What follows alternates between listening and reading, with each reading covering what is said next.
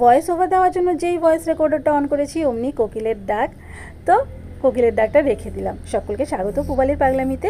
আগের যে একটা বাটিক প্রিন্টের ভিডিও, সেটাতে আমি বলেছিলাম এই শিবরি প্রিন্টটা কিভাবে করেছি সেটা তোমাদেরকে দেখাবো। তো চলো দেখা যাক। প্রথমেই আমি এখানে নিয়ে নিয়েছি মলমলের ধুতির টুকরো। এই ধুতির টুকরোর মধ্যে দেখো আমি ডিজাইন এঁকে নিয়েছি। তোমরা তোমাদের পছন্দ মতন ডিজাইন আঁকতে পারো। আমি এখানে যেমন ঢেউ খেলানোর ডিজাইন এঁকেছি, তোমরা জিগজ্যাগ আঁকতে পারো, গোল করে ডিজাইন আঁকতে পারো, সোজা লাইন দিতে পারো, যেরকম ইচ্ছে দিতে পারো। এইবারে এই লাইনের উপরে দেখো আমরা সেলাই করে নেব। তো এখানে আমি নিয়ে নিয়েছি উল। তোমরা চাইলে মোটা সুতো নিতে পারো, উল নিতে পারো, বা যদি পাতলা সুতো হয় সেই ক্ষেত্রে সুতোটাকে 3-4টে ভাঁজ দিয়ে নেবে।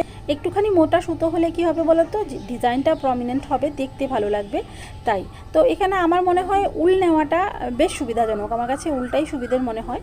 আচ্ছা, আজকের ভয়েস ওভারে কিন্তু সাইডের অনেক আওয়াজ পাবে, তার জন্য অত্যন্ত দুঃখিত, একটুখানি মানিয়ে নিও।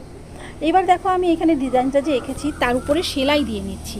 সেলাইটা আমি কি দিচ্ছি দেখো তো, সেলাইটা আমি দিচ্ছি কিন্তু রান সেলাই বা কাঁথা সেলাই, যেটা সিম্পল কাঁথা সেলাই যেটা হয়, তো সেটা আমি এখানে দিয়ে নিচ্ছি।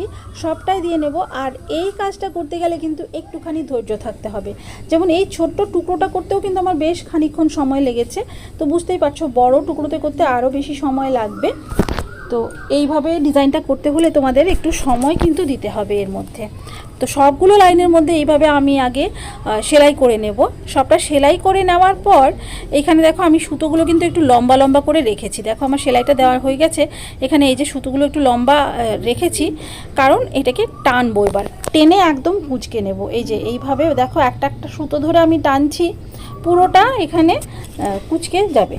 ঠিক আছে, এই জায়গাগুলো যে কুঁচকে যাবে, কুঁচকে যাওয়ার পরে যেগুলো সুতোর ভেতরে থাকবে না, সেইগুলোতে কিন্তু রঙটা বসবে না, আর বাকি জায়গাটাতে রঙটা বসবে।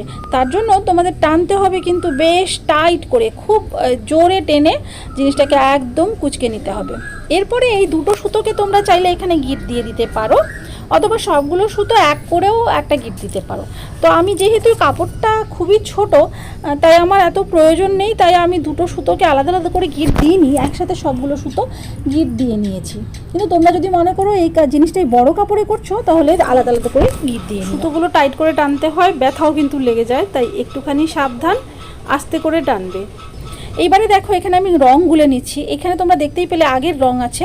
আসলে তোমরা বুঝতে হলে আগের ভিডিওটা দেখতে হবে। আগের যে ভিডিওটা মোমবাটিকের করেছি, সেখানে যে রংটা ছিল না, এক্সট্রা অনেকখানি রং ছিল, সেটা ফেলে দেবো। সেটার মধ্যেই কিন্তু আমি আরেকটু রং দিয়ে রংটা গুলে নিয়েছি।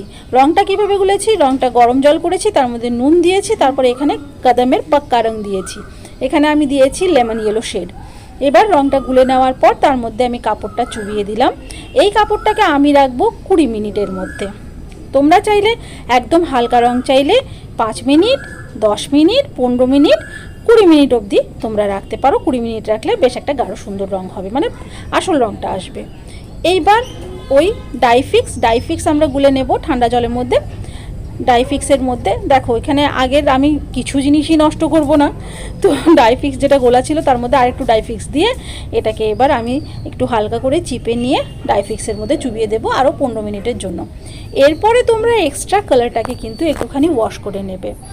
এক্সট্রা কালারটাকে এখন একটু ওয়াশ করে নেবে, তারপর যখন হালকা শুকিয়ে আসবে তখনও একটু ওয়াশ করে নিলে ডিজাইনটা সুন্দর আসবে। কিন্তু একদম ভেজা ভেজা থাকতে কিন্তু সেলাইটাকে খুলবে না, নাহলে রঙটা ছড়িয়ে যাবে।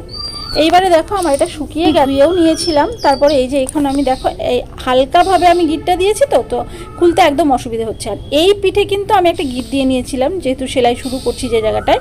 তো দেখো একটা টান দিলেই কিন্তু আরামসে জিনিসটা খুলে আসে। এইভাবে পুরোটা একটা একটা করে আমি টেনে টেনে খুলে নেব। আর খোলার পরে যখন ডিজাইনটা দেখবে না, তখন মনটাই আলাদাই হয়ে যায়, এত সুন্দর হয়েছে না ডিজাইনটা। তো তোমাদেরকে, তোমরা যদি চাও আরও অন্যান্য ডিজাইন কিন্তু আমি দেখাবো, অবশ্যই কমেন্টে জানিও। আমার ভিডিও ইদানিং কিছুদিন ধরে সেই রকম আসলে চ্যানেলটার 12টা বেজে আছে, আমি জানি না কেন, তো সবার কাছে পৌঁছাচ্ছে না। তো সবাইকে বলবো একটু বেশি বেশি করে কমেন্ট করো, একটুখানি লাইক করো, পারলে বন্ধুদের সাথে শেয়ার করো, এইটুকু সাহায্য আমাকে করো, যাতে আমার ভিডিও সবাই দেখতে পায় আর একটুখানি আমার চ্যানেলটা মানে আবার দৌড়য় আর কি। তবে হ্যাঁ, শেয়ার তাকেই করো যার এটাতে ইন্টারেস্ট আছে। অযথা কাউকে শেয়ার করো না, কোথাও সোশ্যাল মিডিয়াতেও শেয়ার করো না। যদি কারোর ইন্টারেস্ট থাকে তাদেরকেই শেয়ার করো। আর তোমরা চেষ্টা করো একটুখানি লাইক করো, অনেকেই কিন্তু ভিডিও দেখো কিন্তু লাইক করতে ভুলে যাও। আর যারা নতুন দেখছো বলবো চ্যানেলটাকে সাবস্ক্রাইব করে দিও। তো এই যে ডিজাইনটা দেখতে পেলে কেমন হয়েছে জানিও। আর এইগুলো দিয়ে কী বানিয়েছি সেটা আমি আরেকটা ভিডিওতে দেখাবো। দেখা হবে তোমাদের সাথে আরেকটা ভিডিওয়। আজকে এখানেই বিদায় নিচ্ছি, তোমাদের কমেন্টের আশায় রইলাম।